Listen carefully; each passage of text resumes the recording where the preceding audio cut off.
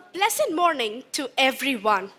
What if the greatest challenge facing our generation was not about exams, pressure, or technology, but about how we handle disagreement? Think about this. You're scrolling through the social media and suddenly someone posts an opinion.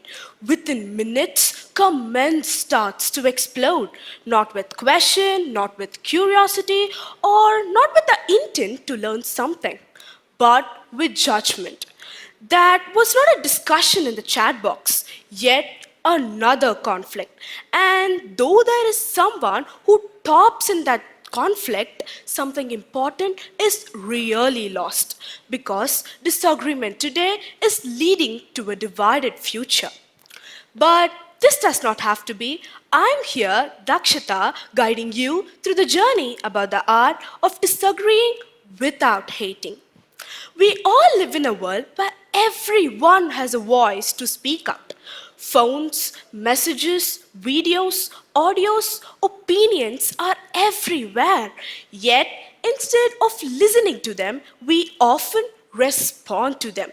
And instead of understanding them, we rush to defend them. And that's what author Stephen Covey said. Most of the people do not listen with the intent to understand.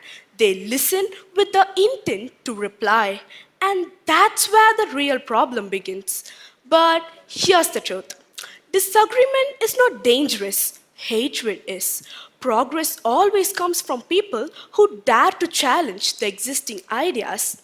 Albert Einstein said, unthinking respect for authority is the greatest enemy of truth. So, if we all agreed upon everything in the world, then there would be no new discoveries, no reforms, no growth, nothing. So, disagreement is always putting the world one step forward, but only when it is carried out with respect. So, the question we are debating upon is not how do we avoid disagreements, it's about how do we disagree without harming one another. This involves three skills that I myself went through my life and adapted my life to it. The first skill, ask, don't attack. What does that mean?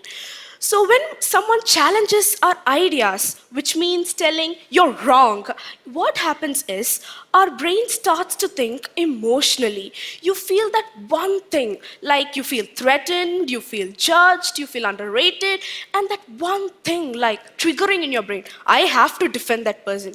I really have to. But put that attitude aside.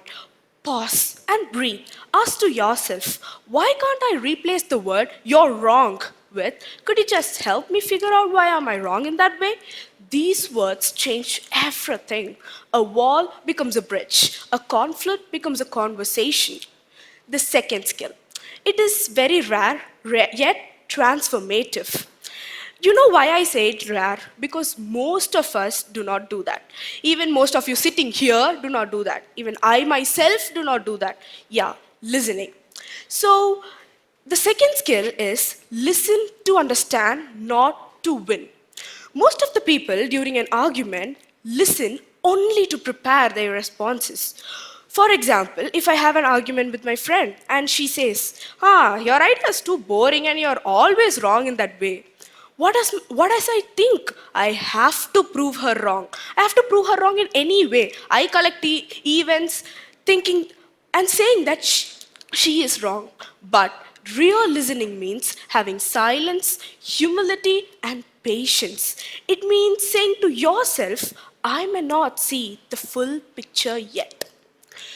You know what? These change everything. When people feel heard, they lower their defenses. And when they lower their defenses, they open up their mind to react and speak to the problem in a different way. Now, the third skill. The third skill is the most important skill. You know why? It's about separating ideas from identities.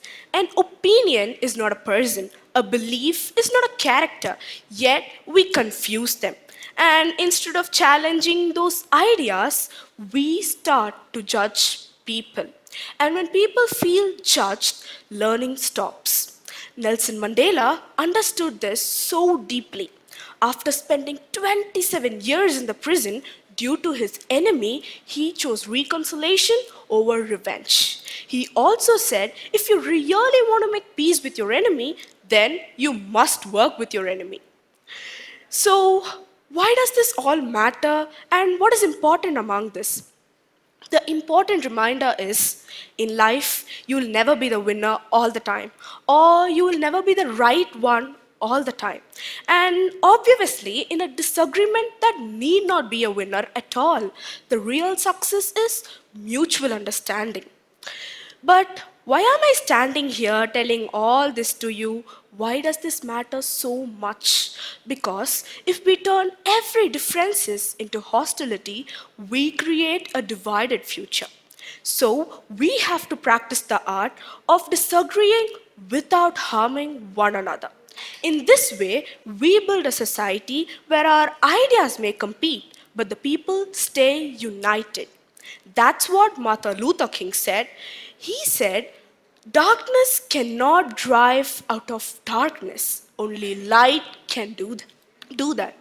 So, the next time if you have a disagreement with your friend, partner, or anyone, just disagree with courage, listen with respect, and never let hatred take over humanity. Thank you.